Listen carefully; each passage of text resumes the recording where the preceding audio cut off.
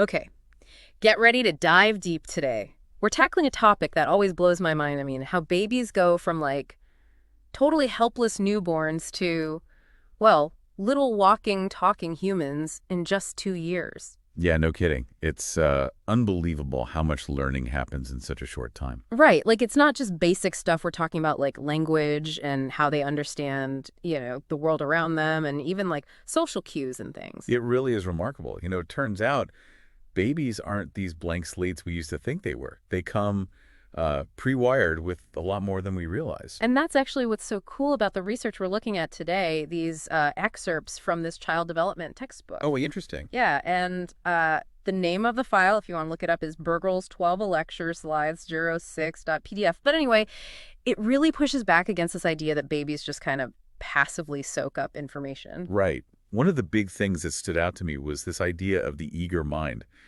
Like it's not just that babies can learn, it's that they're actually like driven to learn.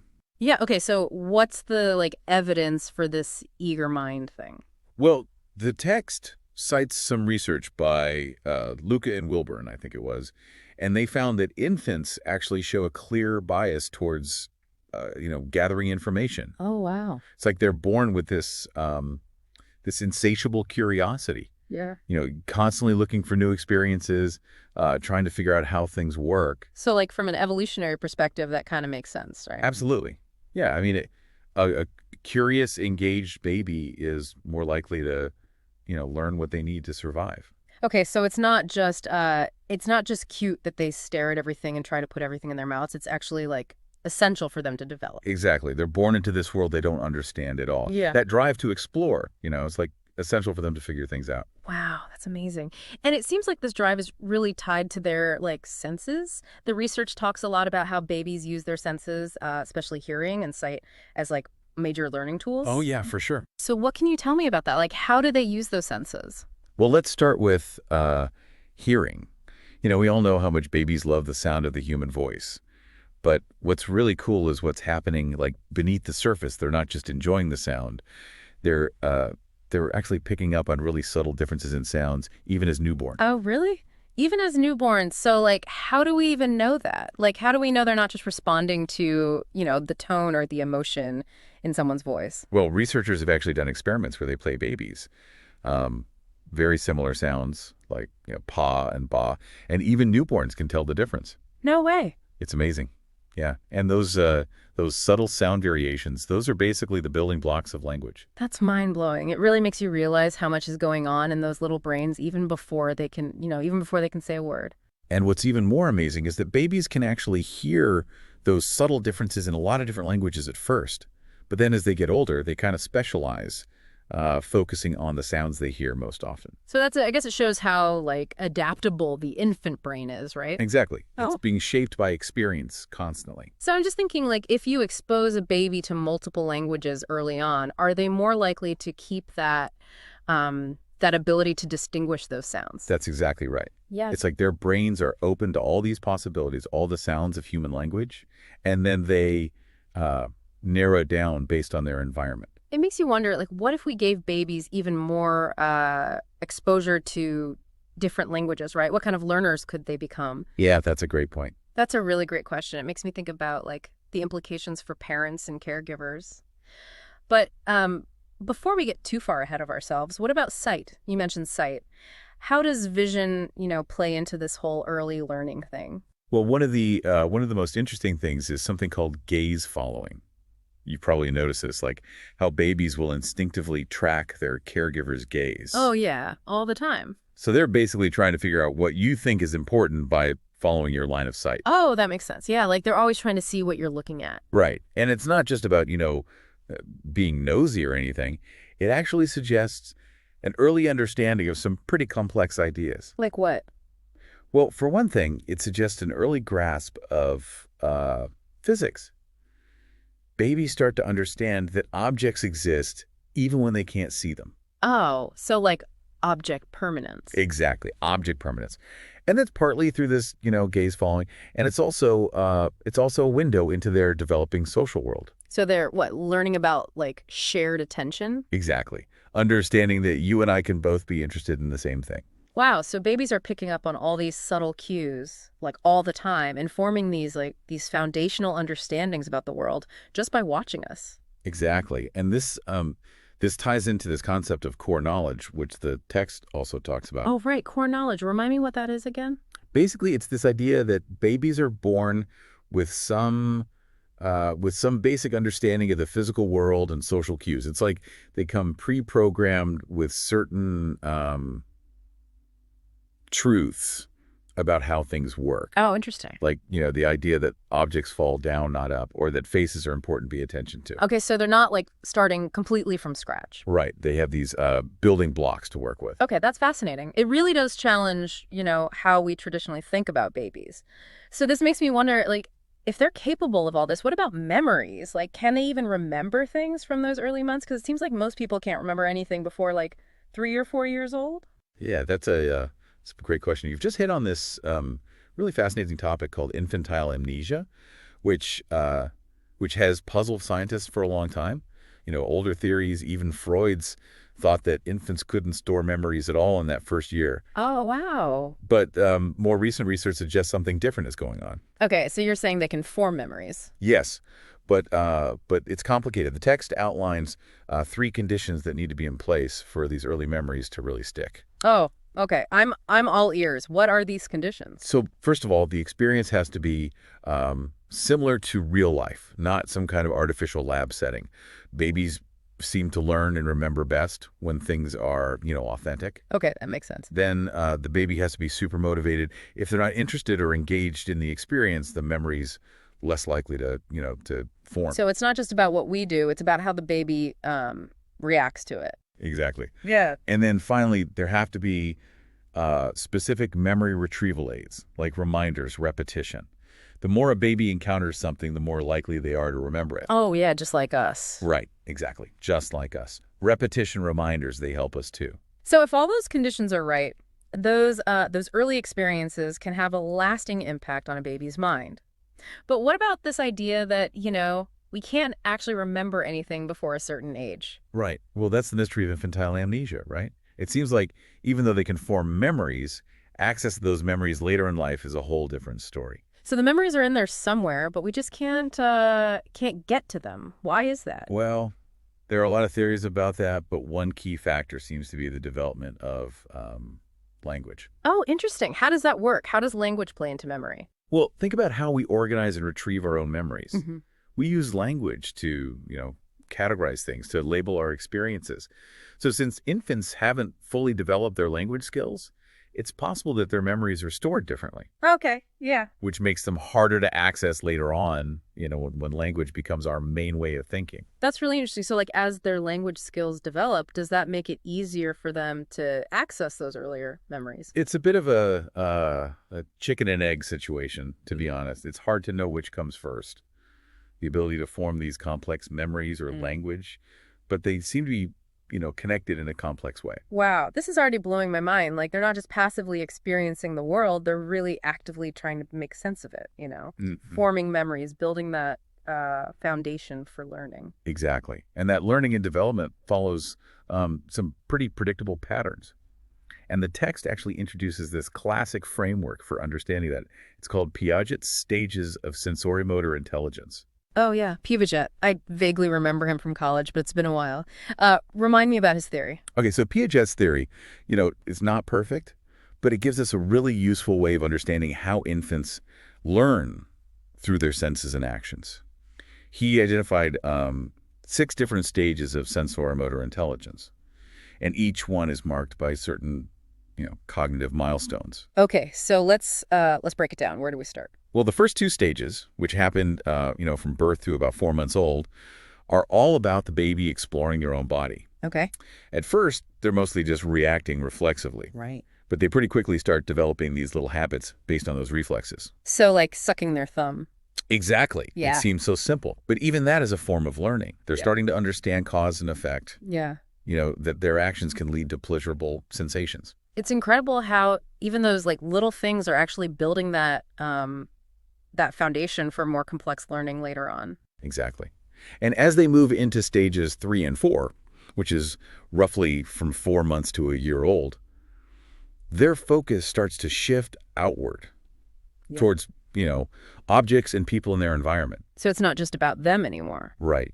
They're figuring out how to interact with the world more intentionally. Mm-hmm. You know, they start to understand they can make interesting things happen, like shaking a rattle to hear the sound. Oh, that reminds me of when my niece figured out she could drop her toy and I'd pick it up for her. Oh, yeah.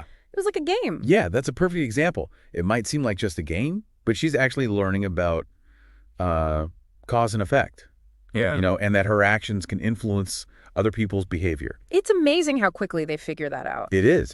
And this is also when we start to see that goal-directed behavior emerge. Goal-directed? Yeah, so they're not just randomly doing things. Yeah, they're yeah. starting to act with, like, a purpose in mind. So they're developing intentionality. That's a huge step. It is. And maybe the most important milestone during this time is the development of object permanence. Okay, so remind me again what object permanence is. So is that understanding that objects still exist even when they're out of sight. Right. But before they have this, you know, if you hit a toy behind your back, a baby would think it was gone, like completely vanished. Poof. Exactly. But once object permanence kicks in, they start to, you know, look for that hidden object. It's a big jump in their cognitive abilities. Yeah, it's like they finally get that things don't just disappear because they can't see them. Exactly. And that changes everything for them. It opens up a whole new world of, you know, exploration and understanding. So by their first birthday, they've already made so much progress, like understanding themselves, the world, and how to interact with it. It really makes you wonder, like, what happens next? What kind of learning takes place after that first year? Well, that's where we get into the last two stages of Piaget's theory, stages 5 and 6, which take place, you know, between 1 and 2 years old. Okay. And that's when things get even more interesting. All right, so tell me about these later stages. Well, these stages are all about what Piaget called tertiary circular reactions, which basically means that their experimentation becomes even more complex, more intentional. So they're not just doing the same things over and over again. Right. They're going beyond simple, like, trial and error. They're actively trying new ways to interact with things, problem solving. They become like these little scientists. Little scientists, I love it. Yeah. Wow. So, like, instead of just shaking a rattle, now they might try using it to knock over a block tower. Yeah. Or, you know, using a spoon to dig in the dirt instead of just eating with it. Oh, I see. They're constantly pushing boundaries, trying new things, and really refining their understanding of how the world works. And all this is happening while they're developing language, Right. like at the same time. Exactly. And that language development during this time is just incredible. Truly one of the most amazing things about being human. It's this huge period of growth and change. And it's so fascinating to see how those early language skills start to emerge. Oh, I can't wait to hear more about that. Language development, I mean. Yeah, me too. It's fascinating. Okay, well, we are going to have to stop there for a moment, but don't go anywhere. When we come back, we will be diving into this amazing world of how babies learn to communicate. Okay, so before the break, we were talking about Piaget's stages and how babies are like these little scientists, like testing their world. But, you know, we can't really ignore the big talking baby in the room. Yeah, definitely not. Language development, I mean, it's got to be one of the most amazing things to see happen in those first couple of years. Right. And the text actually says that babies are absorbing language even before they're born. How is that even possible? It's pretty wild, right? Huh. Think of the womb as like the baby's first language classroom. So they may not understand the words yet, but their brains are already getting organized to process sounds, those patterns, and the sound they hear most, obviously the mother's voice. So even before they're born, they're tuning into, like, the rhythms of language. Exactly. That's incredible, but how do we know it's not just random noise to them at that point? Well, there have been studies showing that newborns actually prefer their mother's voice to other voices. They'll turn their heads towards it. They even calm down when they hear it. It's like they're already forming this connection with their mom's voice even before they're born. Wow, that's beautiful. Like they're building a relationship through sound. Yeah, I love that way of thinking about it. And that connection to language, it just gets stronger as they get older. And around 6 months, something really interesting happens. They start to tell the difference between the sounds of, you know, their native language versus other languages. So up to that point, they're processing all kinds of sounds, but then they start to, like, specialize. Exactly. It's like their brains are saying, okay, these are the important sounds, the ones I need to pay attention to now. And then comes the super cute babbling phase where it's like they're trying so hard to talk to you, even though it doesn't really, make sense. Yeah, but that babbling, it's more important than you might think. It's their way of experimenting with sounds, testing out their vocal cords, Oh, okay. starting to imitate what they hear. I remember when my nephew started babbling, it was like he discovered this whole new world. Like he would just babble for hours talking to himself. Yeah, that's exactly what they're supposed to do. Babbling means their brain is developing in a healthy way. That's good to know. And at first, all babies babble with basically the same sounds, no matter what language they hear. It's like universal. Really? Yeah.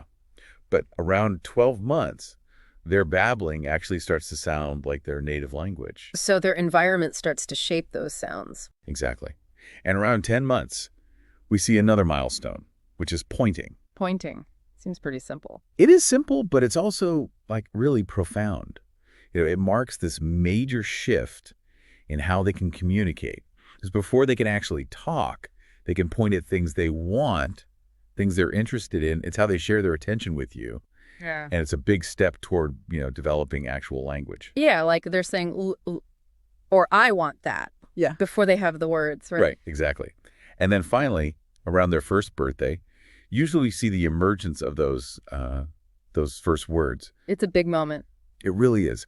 But even before they're speaking full sentences, they actually understand a lot more than we think they do. Wait, really? So they have a bigger vocabulary in their head than they can actually say? Yeah, that's right. The language they understand, we call that receptive language, Yeah. that develops much faster than their expressive language, Okay. which is what they can actually say out loud. So even though they might just be saying a few words, they're actually taking in a lot more than they're showing. Exactly. Yeah. And they're using those words they do have in pretty clever ways.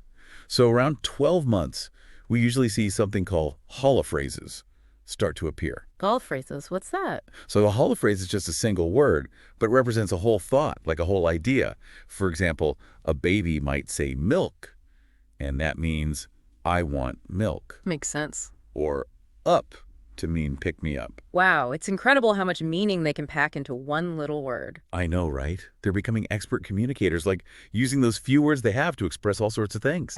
And then once they hit a certain point, something incredible happens. We call it the naming explosion. Naming explosion, that sounds intense. What's that?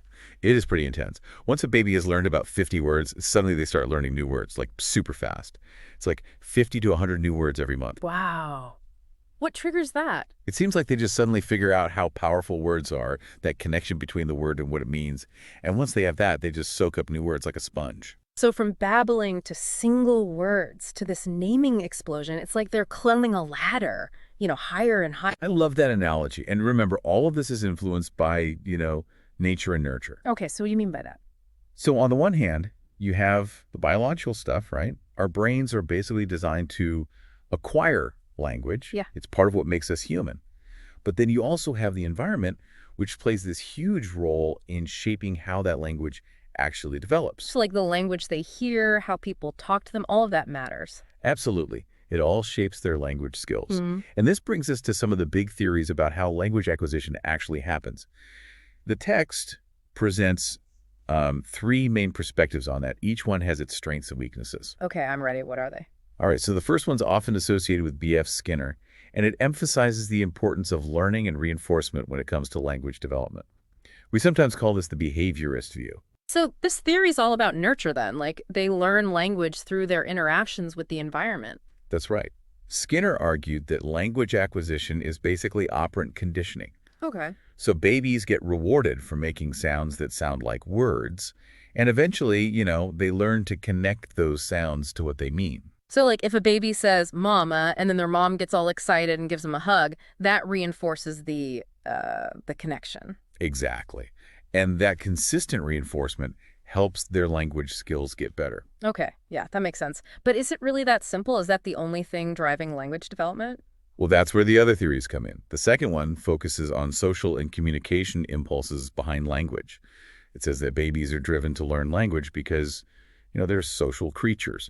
They want to connect, they want to interact, and language is what lets them do that. So it's not just about copying sounds and getting those rewards. It's about like this deeper human need to connect with others. Exactly. It shows how important social interaction is, that emotional bonding and shared attention, it's not just the words themselves, it's the whole context they're used in. That's beautiful. It makes language seem so much more meaningful. And then there's the third theory, which is probably the most controversial one. This one was put forward by Noam Chomsky. Chomsky, yeah, he's a big name in linguistics, right? Yeah.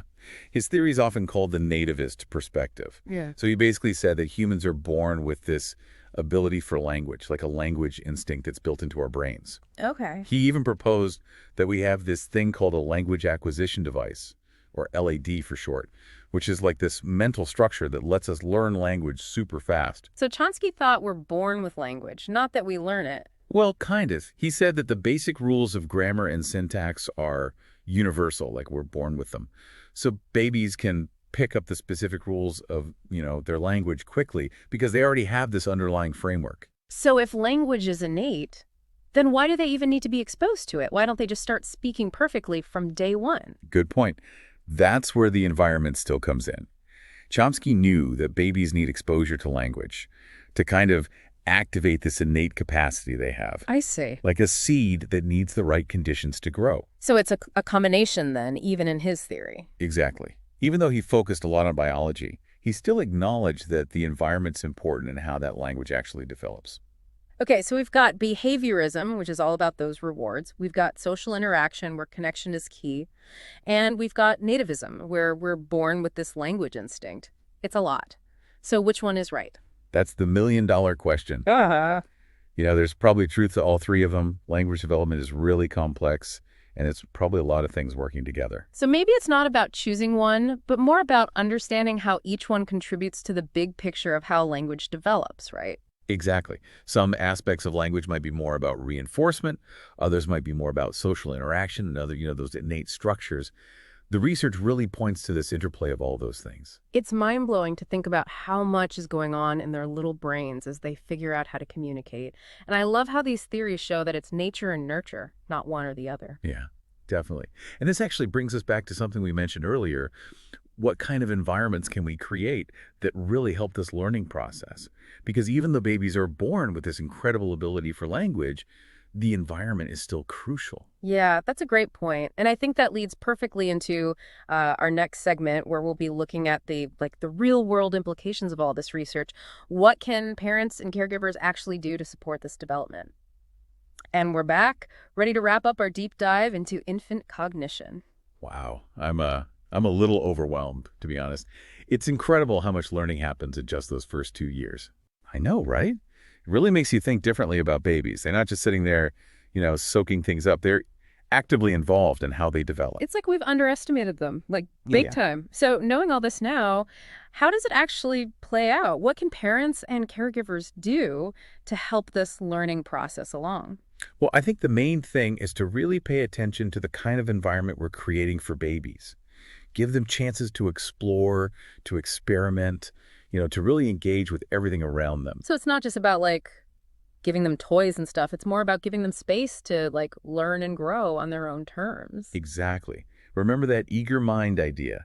Babies are wired to gather information, so we need to feed that curiosity. Okay, so what does that look like? What can parents and caregivers actually do? It can be simple things, honestly. Making sure they have safe places to crawl around, explore, giving them different things to touch and play with, and just engaging with them, playful interactions. Just being present, being responsive to their cues and all that. Yeah, exactly. Like following their lead and encouraging them as they explore. That makes me think back to that gaze following thing. It seems so basic, but it really shows how we need to tune in to what they're interested in. Right. The way we pay attention, how we respond, it can really shape how they understand things. Mm. If we're always distracted or brushing them off, it sends a message that what they're doing, what they're trying to communicate isn't important. So it's not just about giving them things, but being there with them, engaging with them, showing them that we care about what they're experiencing. That's a big part of it, yeah. And it's not about forcing them to learn specific things, Let them be curious and learn at their own pace. That makes me think about all those theories of language development. It doesn't seem like there's one right way to teach a baby language. Yeah, that's a good point. It's more about creating the right environment, that nurturing environment, and letting them figure it out. Exactly. Whether you lean towards behaviorism or social interaction or nativism, the key is to create a place where they feel loved, supported, and encouraged to communicate. So talking to them, singing, reading, all that's still important. Absolutely. And it's not just the amount of language, it's how you do it. Responding to their babbles, eye contact, using language in a way that's meaningful to them, that's what matters. Makes you realize that even the smallest interactions can have a huge impact on their brain development. Yeah, and it's not just about language either. Think about what we talked about with memory, Right. how those early memories form. It's about making their experiences really count, Yeah. engaging their emotions, giving them chances to repeat things and make those connections stronger. So it's about quality over quantity, making sure those activities are meaningful. Exactly. It's about creating memories that'll last, even if they can't remember them specifically later on. This is a lot to process. It really makes you see how important parenting and caregiving are. We're not just, keeping them fed and clothed. We're shaping their brains. That's a big responsibility. Yeah. And it's not always easy. It can be really tiring and overwhelming sometimes. Definitely not easy. But it's also so rewarding, seeing them discover things, those smiles, watching them grow and learn. There's nothing else like it. I think everyone can agree on that. Well, folks, that's our deep dive into infant cognition. We've learned so much, and I hope you have a better understanding of just how amazing babies are. Me too. And if there's one thing I hope you take away, it's this: never underestimate a baby's brain. They're always learning, growing, figuring things out. And the more we know about how they learn, the better we can support them. Well said. Thanks for joining us on this journey, and until next time, keep diving deep.